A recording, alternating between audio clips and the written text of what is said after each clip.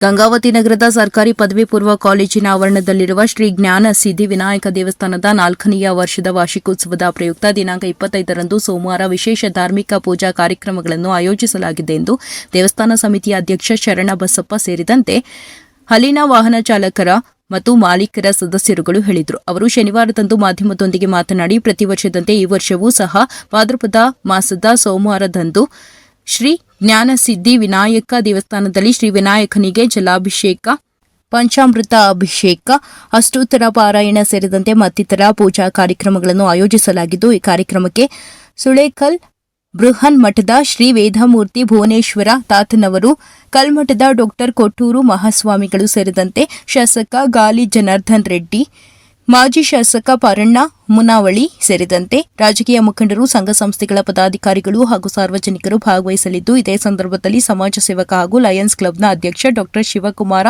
ಮಾಲಿ ಪಾಟೀಲ್ ಅವರನ್ನು ಆತ್ಮೀಯವಾಗಿ ಸನ್ಮಾನಿಸಿ ಗೌರವಿಸಲಾಗುವುದು ಎಂದು ತಿಳಿಸಿದ ಅವರು, ಸಾರ್ವಜನಿಕರಿಗಾಗಿ ಮಹಾ ಅನ್ನದಾಸೋಹ ನಡೆಸಲಾಗುವುದು ಎಂದು ಹೇಳಿದರು. ಇದೇ ಸಂದರ್ಭದಲ್ಲಿ ಪಂಪನಗೌಡ ಪಾಟೀಲ್ ವಾಹನ ಚಾಲಕ ಮತ್ತು ವಾಹನ ಮಾಲೀಕ ಮಾತನಾಡಿ, ಕಾಲೇಜಿನ ಗೃಹ ರಕ್ಷಕ ದಳದ ಕಚೇರಿಯ ಪಕ್ಕದಲ್ಲಿರುವ ಪರಿಸರವು ಅತ್ಯಂತ ಕೆಟ್ಟ ವಾಸನೆಯಿಂದ ಕೂಡಿತ್ತು. ಕಳೆದ 4 ವರ್ಷದಿಂದ ಅಧ್ಯಕ್ಷ ಶರಣಬಸಪ್ಪ ಅವರ ನೇತೃತ್ವದಲ್ಲಿ ಸ್ವಚ್ಛಗೊಳಿಸಿ ದೇವಸ್ಥಾನವನ್ನು ನಿರ್ಮಿಸುವುದರ ಮೂಲಕ ಮಾದರಿಯನ್ನಾಗಿ ಮಾಡಿದ್ದಾರೆ. ವಾಹನ ಚಾಲಕರ ಹಿತ ಕಾಪಾಡುವ ದೇವಸ್ಥಾನ ಮುಂದೊಂದು ದಿನ ಬೃಹತ್ ಶಕ್ತಿ ಕೇಂದ್ರವಾಗಲಿದೆ ಎಂದು ಹೇಳಿದರು. ಈ ಸಂದರ್ಭದಲ್ಲಿ ವಾಹನ ಚಾಲಕ ಮತ್ತು ಮಾಲೀಕರಾದ ಪ್ರವೀಣ, ಮಹಂತೇಶ, ಯೂನುಸ್, ವೀರೇಶ, ಅಶೋಕ, ರಾಜು, ಸಂತೋಷ, ಕುಂಬಾರ, ಬಸವರಾಜ, ಹರೀಶ, ಉಮರ್ ಸಾಬ್, ರಫಿ ಸೇರಿದಂತೆ ಇತರರು ಇದ್ದರು. ವರದಿ ಶರಣಪ್ಪ, ಗಂಗಾವತಿ.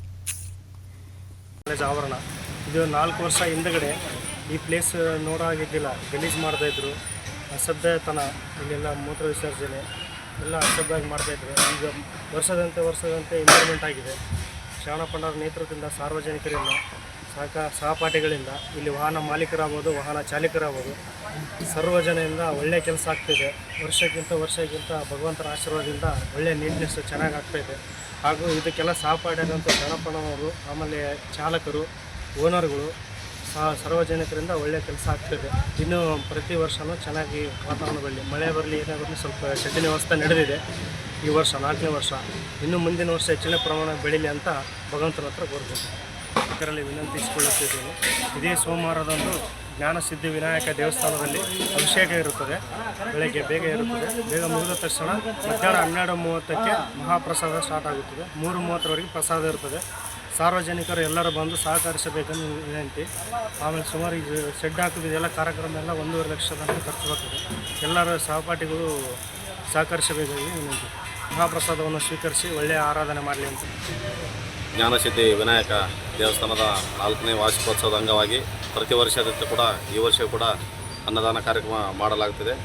ಭಾಳ ವಿಜೃಂಭಣೆಯಿಂದ ಈ ಒಂದು ಕಾರ್ಯಕ್ರಮ ನೆರವೇರಿಸಲು ಏನಪ್ಪ ಅಂದರೆ ಪ್ರತ್ಯಕ್ಷವಾಗಿ ಪರೋಕ್ಷವಾಗಿ ಎಲ್ಲ ಸಹಾಯ ಸಹಕಾರ ಮಾಡತಕ್ಕಂಥ ನನ್ನೆಲ್ಲ ಚಾಲಕ ಮಿತ್ರರಾಗಿರ್ಬೋದು ಅಥವಾ ಮಾಲೀಕರಾಗಿರ್ಬೋದು, ಇಲ್ಲಿ ಏನಪ್ಪ ಯಾವುದೇ ರೀತಿಯಿಂದ ಜಾತಿ ಭೇದವಿಲ್ಲದೆ ಏನಪ್ಪ ಅಂದರೆ ಈ ಒಂದು ಕಾರ್ಯಕ್ರಮನ ಯಶಸ್ವಿಯಾಗಿ ಮಾಡ್ತಾಯಿದ್ದೀವಿ. ಈ ವರ್ಷ ಏನಪ್ಪ ಅಂದರೆ ಸುಳೇಕಲ್ಲ ಸ್ವಾಮಿಗಳು ಏನಪ್ಪ ಅಂದರೆ ಭುವನೇಶ್ವರ ತಾತನವರು ಹಾಗೂ ಕೊಟ್ಟರು ಮಹಾಸ್ವಾಮಿಗಳು, ಆಮೇಲೆ ಶಿವಕುಮಾರ್ ಮಾಲಿ ಪಾಟೀಲ್ ಅವರನ್ನು ಕೂಡ ಏನಪ್ಪ ಅಂದರೆ ಈ ಒಂದು ಕಾರ್ಯಕ್ರಮದಲ್ಲಿ ಅವರಿಗೆ ಭಾಗವಹಿಸಲಿಕ್ಕೆ ಹೇಳಿದ್ದೀವಿ. ಅದ್ರ ಜೊತೆಗೆ ಏನಪ್ಪ ಅಂದರೆ ಶಿವಕುಮಾರ್ ಮಾಲಿ ಪಾಟೀಲ್ ಅವರನ್ನು ಕೂಡ ಏನಪ್ಪ ಅಂದರೆ ಈ ಒಂದು ಸಂದರ್ಭದಲ್ಲಿ ಅವ್ರನ್ನ ಸನ್ಮಾನ ನಾವು ಮಾಡ್ತಾಯಿದ್ದೀವಿ. ಯಾಕಂದರೆ ಹಲವಾರು ಕಾರ್ಯಕ್ರಮಗಳಲ್ಲಿ ಏನಪ್ಪ ಅಂದರೆ ಹಲವಾರು ಕೆಲಸಗಳನ್ನು, ಸಾಮಾಜಿಕ ಕಾರ್ಯಗಳನ್ನು ಮಾಡಿದ್ದಾರೆ. ಅದಕ್ಕಾಗಿ ಏನಪ್ಪ ಅಂದರೆ ಶಿವಕುಮಾರ್ ಮಾಲಿ ಪಾಟೀಲ್ ಇವರನ್ನು ಏನಪ್ಪ ಅಂದರೆ ನಮ್ಮ ಒಂದು ಜ್ಞಾನಸಿದ್ಧಿ ವಿನಾಯಕ ದೇವಸ್ಥಾನದ ಪರವಾಗಿ ಅವ್ರನ್ನ ನಾವು ಸನ್ಮಾನ ಮಾಡ್ತಾಯಿದ್ದೀವಿ. ಬೆಳಗ್ಗೆ ಏನಪ್ಪ ಅಂದರೆ ಸೋಮವಾರದಂದು ಬೆಳಗ್ಗೆ ಸುಮಾರು 10 ಗಂಟೆ ಒಳಗಡೆ ಏನಪ್ಪ ಅಂದರೆ ವಿನಾಯಕ ದೇವರದ್ದು ಏನಪ್ಪ ಅಂದರೆ ಅಭಿಷೇಕ ಮತ್ತು ಕಾರ್ಯಕ್ರಮ ಇರುತ್ತೆ. ಮಧ್ಯಾಹ್ನ 12:30ರಿಂದ 3:30ರವರೆಗೆ ವಿಶೇಷವಾಗಿ ಅಡಿಗೆ ಭಟ್ರನ್ನ ಈ ಬಾರಿ ನಾವೇನಪ್ಪ ಅಂದರೆ ಗಜೇಂದ್ರಗಢದಿಂದ ನಾವು ಅವ್ರನ್ನ ಕರೆಸಿದ್ದೀವಿ. ಯಾಕಂದರೆ ಎಲ್ಲರಿಗೂ ಏನಪ್ಪ ಅಂದರೆ ಉತ್ತಮ ರೀತಿಯಲ್ಲಿ ಒಂದು ಆಹಾರ ಕೊಡಬೇಕಪ್ಪ ಅನ್ನೋ ಒಂದು ಇದ್ದ ದೃಷ್ಟಿಯಲ್ಲಿ ಗಂಗಾವತಿಯ ಸಮಸ್ತ ನಾಗರಿಕರು ಈ ಒಂದು ದೇವಸ್ಥಾನದಲ್ಲಿ ಪಾಲ್ಗೊಂಡು ಈ ಗಣೇಶನ ಕೃಪೆಗೆ ಪಾತ್ರರಾಗಬೇಕಂತ ತಮ್ಮಲ್ಲಿ ವಿನಂತಿಸ್ಕೊಳ್ತೀವಿ.